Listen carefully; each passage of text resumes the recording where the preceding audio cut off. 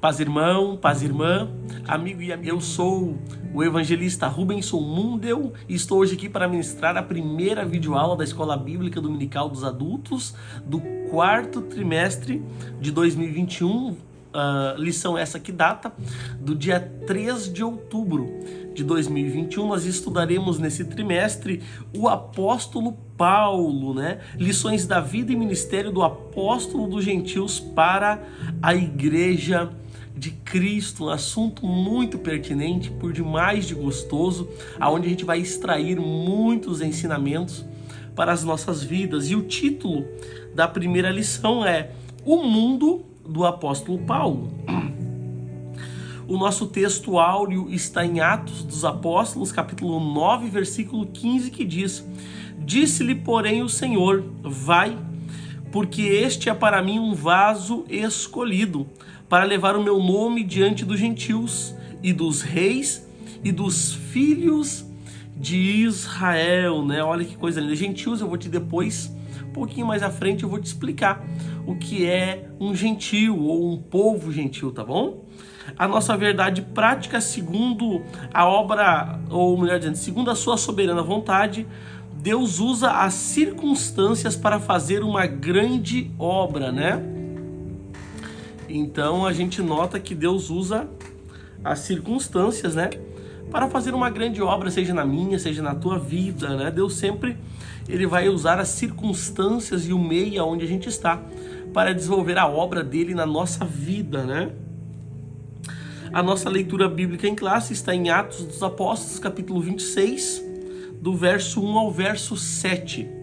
E o objetivo geral da primeira lição é saber como o mundo de hoje é uma porta aberta para o evangelho, né? Coisa linda. E também vale ressaltar, né, porque é a primeira lição do quarto trimestre, que o comentarista da revista é o pastor Elianai Cabral. Ele é escritor, conferencista e consultor doutrinário e teológico da CGADB e da CPAD, né? Então, nosso querido pastor Elianai Cabral. A nossa introdução. O assunto desse trimestre é a vida do apóstolo Paulo. Para compreendê-lo melhor, veremos como era o mundo que o apóstolo atuava. Por isso, o texto áureo dessa lição apresenta como Paulo foi vocacionado para levar o nome de Jesus diante dos gentios, né? Eu quero falar agora dos gentios. Quem eram os gentios, né? Quem são os gentios na Bíblia? Quem são os gentios no nosso meio hoje? Eu sempre digo que quando Deus olha do céu para a terra, ele encontra três povos diferentes. Primeiro povo, né? Israel, né? Que é a menina dos seus olhos, o povo eleito, o povo escolhido. O segundo povo que Deus vê do céu para a terra é a igreja. A sua igreja lavada, remida. E o terceiro povo é os gentios. E quem é os gentios? Gentil é aquela pessoa que não é judeu e também não aceitou a Cristo ainda como Senhor e Salvador da sua vida. Então, alguém que não conhece a Cristo e não tem descendência judaica, essa pessoa é uma pessoa gentilha, né? Uma pessoa gentil na Bíblia, tá bom? Então, só deixando essa nota de esclarecimento. Está aí a nossa introdução. Eu quero adentrar agora contigo aos tópicos e subtópicos e, como sempre, eu vou resumi-los de uma forma clara, objetiva, para a gente tornar mais dinâmica a nossa lição. Você que pode, pegue papel, pegue caneta para anotar todas as referências que passamos durante a aula, porque não são poucas, né? Isso agrega no nosso conhecimento, no nosso saber. Glória a Deus. Tópico 1, o mundo de Paulo no Império Romano. Tópico 1, ele tem 3 subtópicos, sendo o primeiro deles, entendendo a origem de Paulo. Há poucas informações concretas acerca da vida cronológica de Paulo, como sua data de nascimento, formação cultural e religiosa. Geograficamente, Paulo, nome romano, era natural de Tarso, né? Capital da Cilícia, que ficava às margens do rio Cydnus, né? Na Ásia Menor. Sobre o seu nascimento não temos data precisa. talvez tenha ocorrido no ano 5, né? Antes de Cristo. Dessa forma, quando o Senhor foi crucificado, Paulo poderia ter entre 30 e 35 anos. E para você que está no meu grupo do Telegram da IBD, eu anexei junto à lição, que eu sempre disponibilizo em PDF, um esqueminha ali do nascimento de Paulo até a morte de Paulo, passando pelo nascimento, a perseguição aos cristãos, o encontro com Cristo, quando ele vai para Jerusalém e fica 15 dias, quando ele é separado pelo Espírito Santo para a primeira viagem missionária, a reunião em Jerusalém, quando ele fica 3 anos em Éfeso. Então você que quer ter acesso a esse material, entre para o grupo da IBD, que lá no final eu deixarei o link para você poder estar acessando, tá bom? Subtópico 2, a geografia do mundo de Paulo. Geograficamente, o mundo gentílico estava sob o domínio do Império Romano, né? Naqueles dias, entre o ano 33 e 35 depois de Cristo, o imperador era Tibério. A dimensão geográfica do Império Romano permitia excelentes possibilidades de viagens missionárias. Pelo Espírito Santo, o apóstolo percebeu as oportunidades incríveis para a disseminação do evangelho no Império. Ele usou todos os meios possíveis de transporte da época, inclusive navios pelas vias marítimas, nas quais sofreu naufrágio e enfermidades. Assim, a geografia do mundo de Paulo tem papel essencial para a plantação das primeiras igrejas. Por isso, devemos pensar nas oportunidades que Deus nos dá para a eficiência da evangelização urbana e do campo, né? E uma pergunta que eu deixo para minha e para tua vida nesse momento é: o que a gente tem feito em prol da obra missionária, né? A gente tem feito missões, melhor dizendo, essa obra que é tão urgente, essa obra que nasceu no coração de Deus. Eu sempre digo, e é um pregador famoso que falou essa frase pela primeira vez, que Deus ele tinha apenas um filho, né? E fez dele um missionário. Então, o que a gente tem feito em prol da obra missionária? Outro dado importante que choca nesse momento é que no mundo existe em torno de 12 mil etnias diferentes. E pasmem os senhores, em torno de 5 mil etnias ainda não tem uma Bíblia traduzida no seu próprio idioma. Olha só que coisa, né?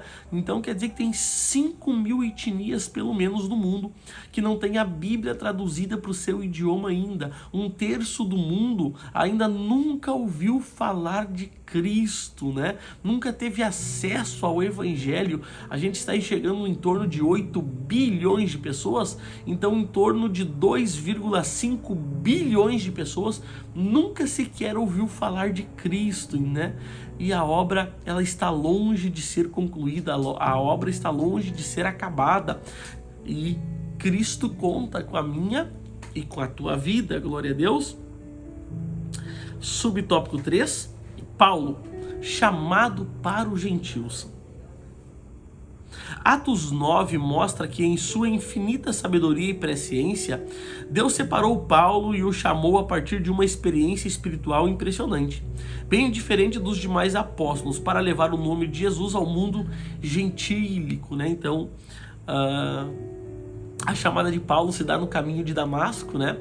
Onde Paulo está com carta para perseguir os cristãos, prendê-los e levá-los a Jerusalém. E Jesus se encontra com Paulo, né? No caminho de Damasco, né? E ali Paulo tem a sua vida mudada, transformada. Um dos encontros mais lindos de toda a Bíblia, né? Olha que coisa linda, né? No finalzinho diz assim: enquanto os apóstolos de Cristo restringiam-se a anunciar Jesus aos judeus, nosso Senhor convocava Paulo de maneira dramática para ser apóstolo entre os gentios. Nosso Senhor continua a chamar pessoas para um ministério. Precisamos estar sensíveis à voz do Espírito Santo a nos chamar, né? E eu acho linda essa questão de chamar, né? Chamamento. Por quê? Porque existem 3 tipos de obreiros, né? Qual é os 3 tipos? O primeiro é o oferecido, né? Ninguém o chama, né? e ele se oferece, né? Ele é um intrometido, oferecido. Esse é o primeiro tipo. O segundo tipo é o sorteado, né? É o obreiro sorteado. Lembra de Matias, né? Lançando sorte. E o terceiro tipo é o chamado, né? E esse é coisa linda. Por quê? Porque lindo é quando um obreiro chamado se dispõe a fazer a obra de Deus. E dois extremos é perigoso aqui nesse momento. Primeiro, é quando tu não é chamado e é oferecido, é intrometido, né? Aí quando a porta não abre, tu entra pela janela, e aí não é bênção nem para a tua vida e nem para a vida daqueles que estão pro lado de dentro, né? E o segundo extremo é aquele que é chamado e foge da presença de Deus, né? Jonas, né? É chamado para pregar em Nínive, para anunciar o juízo em Nínive, né? Mas foge, né? Então são dois extremos que a gente precisa tomar cuidado, né? E falando ainda de obreiro, né? Hebreus 5:4 vai dizer, né? E ninguém toma para si, né? Esta honra, senão o que é chamado por Deus, né? Olha que coisa linda. Então é uma honra ser obreiro de Cristo, é uma honra ser, né, um labutador da obra, da seara do bom mestre, né? Que a gente possa estar firmes, né, com a mão no arado, sem olhar para trás, e ainda assim, né, fazer a obra de Deus, que é grande, que a seara é grande. A Bíblia diz, né, grande é a seara, poucos são os ceifeiros, né? Então que a gente venha fazer a obra de Deus, que a gente venha pregar a palavra de Deus a tempo e a fora de tempo. Glória a Deus. Está aí o resumo prático, claro, e objetivo do tópico 1. Vamos avançando juntamente com vocês ao tópico 2 agora. Tópico 2. O mundo cultural de Paulo. O mundo cultural de Paulo, o tópico 2. Também tem 3 subtópicos. O primeiro deles, a língua mundial daqueles dias era o grego, né? Então a língua mundial daqueles dias era o grego, né? Vamos lá. Para o povo judeu, o hebraico e o aramaico eram línguas nativas. Entretanto, apesar de a Palestina e todos os demais países do Médio Oriente estarem sob a autoridade do Império Romano, prevaleceu a língua do grego koiné, né? O que é grego koiné? É o grego comum, né? O grego comum. Era uma língua popular muito difundida na época. O Novo Testamento foi escrito no grego koiné e o apóstolo Paulo falava e escrevia fluentemente tanto o grego quanto o hebraico e o aramaico, né? Então a gente nota que Paulo era uma pessoa preparada, né? Além de ser chamado, ele era preparado. E coisa linda é quando uma pessoa é chamada e também preparada, né? Ela se prepara para fazer a obra de Deus. Isso é coisa linda, né? O grego, na época de Jesus, na época de Paulo, era mais ou menos como o inglês nos nossos dias, né? Ele era uma segunda língua do mundo inteiro falada na época, né? Uma curiosidade também, que a primeira tradução da Bíblia hebraica, né, foi para o grego koiné, né? Olha que interessante, que é a Septuaginta, né? Tu já deve ter ouvido falar a versão dos 70, né? Então a Septuaginta é a primeira Bíblia hebraica traduzida para o grego, e grego esse koiné, né? Glória a Deus. Subtópico 2, avançamos. O mundo cultural do apóstolo Paulo. O Império Romano respeitava a diversidade religiosa, desde que se respeitassem os deuses do Império. Em Roma, havia os cultos a entidades gregas como Eleusis, né, Dionísio, Átis, que se integravam com divindades egípcias como Osíris, Ísis, Serapis, bem como as divindades orientais, né, Mitras e Asclépio, uma divindade de cura.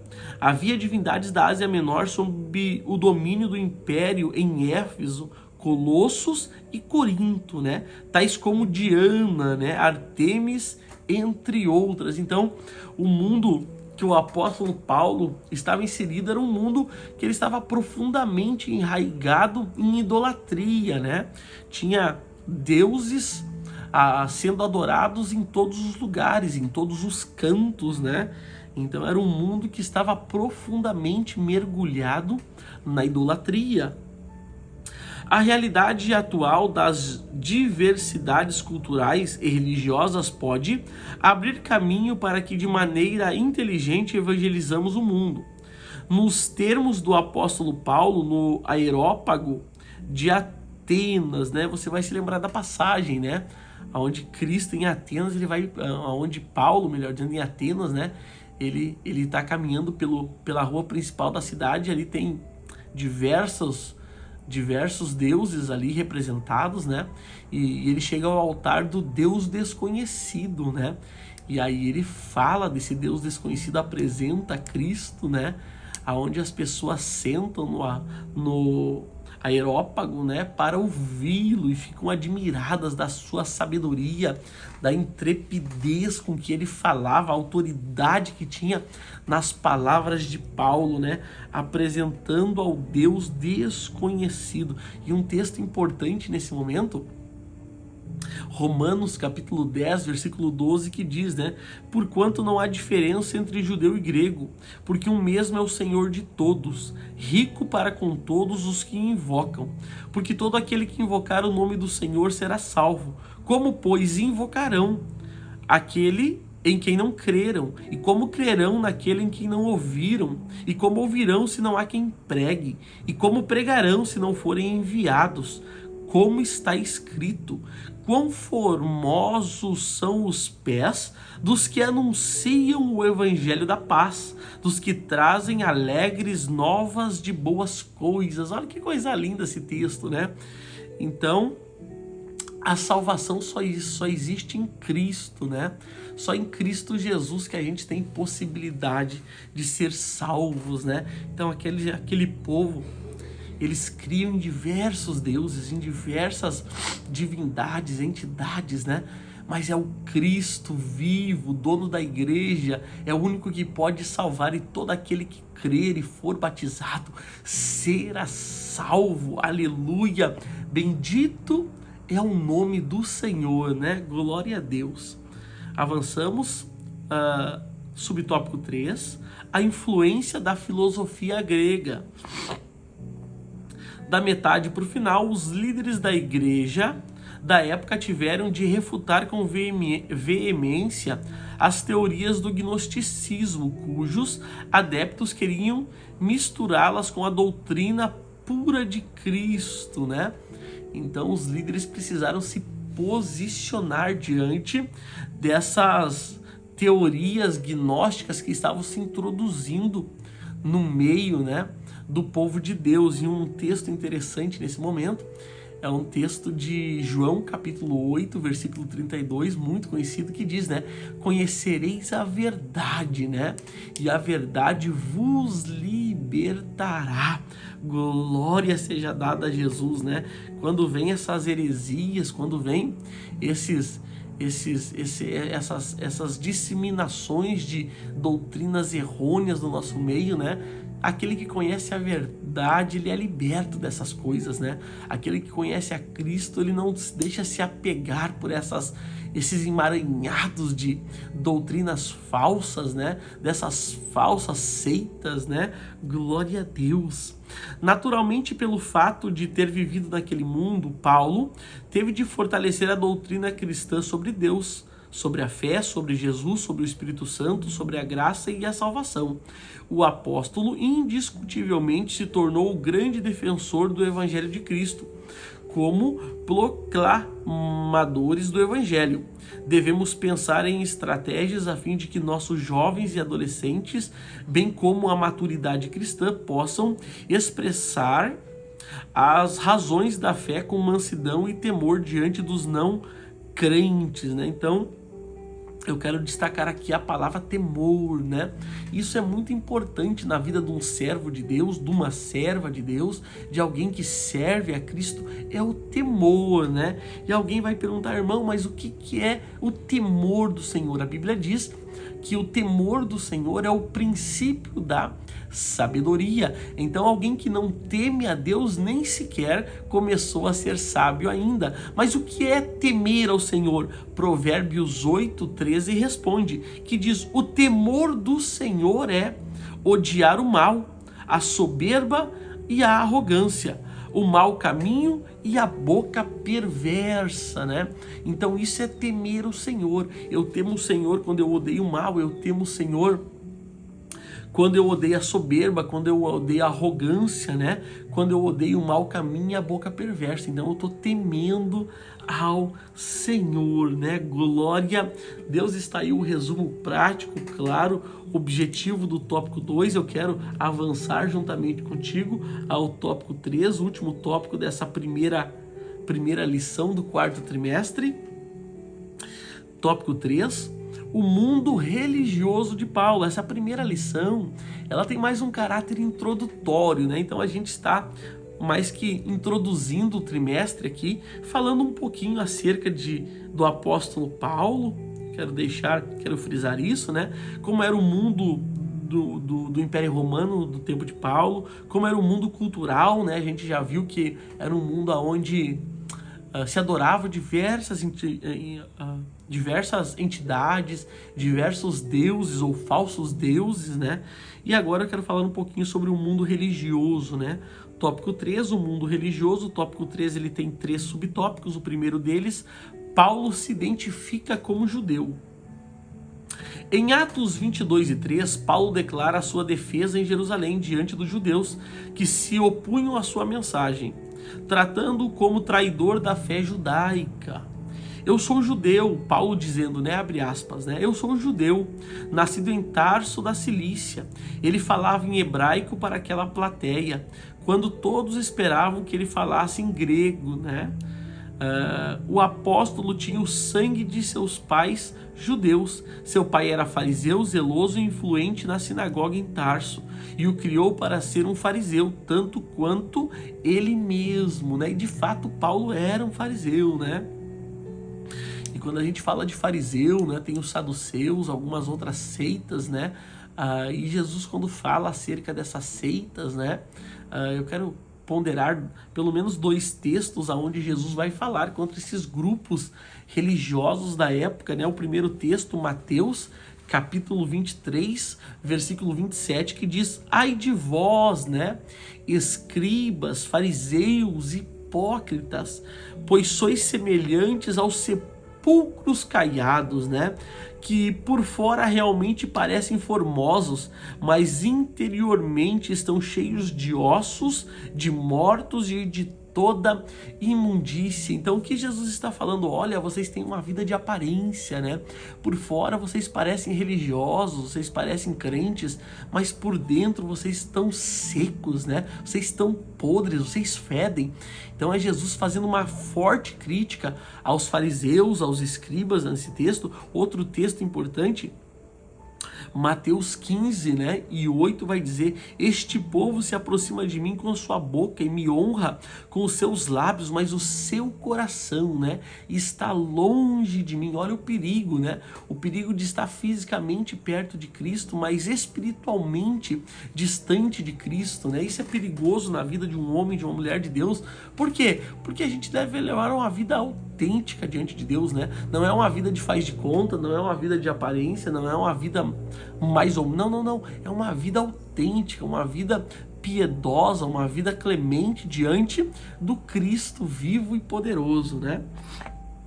Avançamos, subtópico 2. Paulo foi criado dentro da fé judaica. A circuncisão foi uma lei obedecida pelos pais de Paulo, que o circuncidaram aos 8 dias de nascido. Uma vez que os judeus valorizavam muito as genealogias, o apóstolo se declarou da tribo de Benjamim. Dentro da fé judaica, Paulo se tornou um defensor ardoroso da Torá e obedecia a todas as regras e leis requeridas, especialmente pelos fariseus. Ele era um religioso extremamente zeloso, no sentido de cumprir piamente a lei de Moisés. Ele vai falar isso em Gálatas, né? Que ele era extremamente zeloso em cumprir a lei do Senhor, né? O apóstolo deu testemunho de que havia sido instruído no conhecimento da Torá desde sua meninice aos pés do rabino Gamaliel, né? Gamaliel, um dos maiores rabinos da época de Paulo, pois conhecia tudo de ritos, leis, regras que regiam o santuário de Israel. Então Paulo era alguém instruído na lei judaica, nos ritos judaicos, nas regras judaicas, né? Então ele conhecia tudo de cabo a rabo, né? Mas ele não conhecia de fato, né, o Deus verdadeiro. Ele não tinha tido uma experiência ainda com o Deus de Abraão, né? Com o Deus de Jacó, com o Deus de Isaac, com o Deus de Moisés. Ainda ele não tinha tido essa experiência, né? Coisa linda isso, né? Mas aí Cristo, né, decide se encontrar com o apóstolo dos gentios, né, mudando assim totalmente a sua vida. Glória a Deus. Avançamos, subtópico 3. O mundo, palco da mensagem de Paulo ao povo gentílico, né? O mundo missionário dos apóstolos de Jesus restringia-se numa visão inicialmente limitada apenas ao povo judeu. Quando o Senhor convocou Paulo, o chamou pelas características de que precisava para disseminar o evangelho no mundo gentílico. Por quê? Porque os discípulos, né, agora apóstolos, né, eles ainda não tinham cruzado as fronteiras de Jerusalém para disseminar o evangelho até os confins da terra. Então agora Cristo chama Paulo para esse propósito. As culturas romanas e gregas que Paulo adquiriu davam-lhe condições de peregrinar pelo mundo gentílico. Portanto, o mundo dos gentios foi o palco que o Espírito Santo mostrou para que Paulo pregasse o nome de Jesus e estabelecesse novas igrejas por onde passasse. O mundo de hoje é esse mesmo palco que o Espírito Santo preparou para que preguemos o evangelho com graça de Deus, né? E por que a gente precisa pregar o evangelho com essa graça de Deus? Para cumprir a grande comissão, né? Comissão essa que está em Marcos 16 e 15, que diz: e disse-lhe Jesus, né? Ide por todo o mundo, pregai o evangelho a toda criatura. Então é obrigação de todo homem, de toda mulher de Deus, né, pregar o evangelho a toda criatura. O ide é universal, o ide é para mim, o ide é para você, o ide é para nós, né? Ide por todo mundo, pregai o evangelho a toda criatura. Glória a Deus. Está aí então o resumo prático, claro, objetivo do tópico 3. Quero ir à conclusão juntamente contigo. Conclusão. A cultura geral que Paulo adquiriu ao longo da vida tornou-o capaz de enfrentar os oponentes do evangelho com ousadia e ciência. Diante de reis, governadores, tribunos e autoridades religiosas, o apóstolo era excelente orador e árduo no conhecimento de várias ciências. Paulo tinha uma personalidade forte e dinâmica, orientada por convicções profundas, e perseguia seus objetivos com desvelo e grande envolvimento emocional. O mundo do apóstolo foi o que Deus lhe abriu para que comunicasse o evangelho de Cristo, né? Então Deus sempre vai preparar o terreno para que a gente possa anunciar a sua palavra.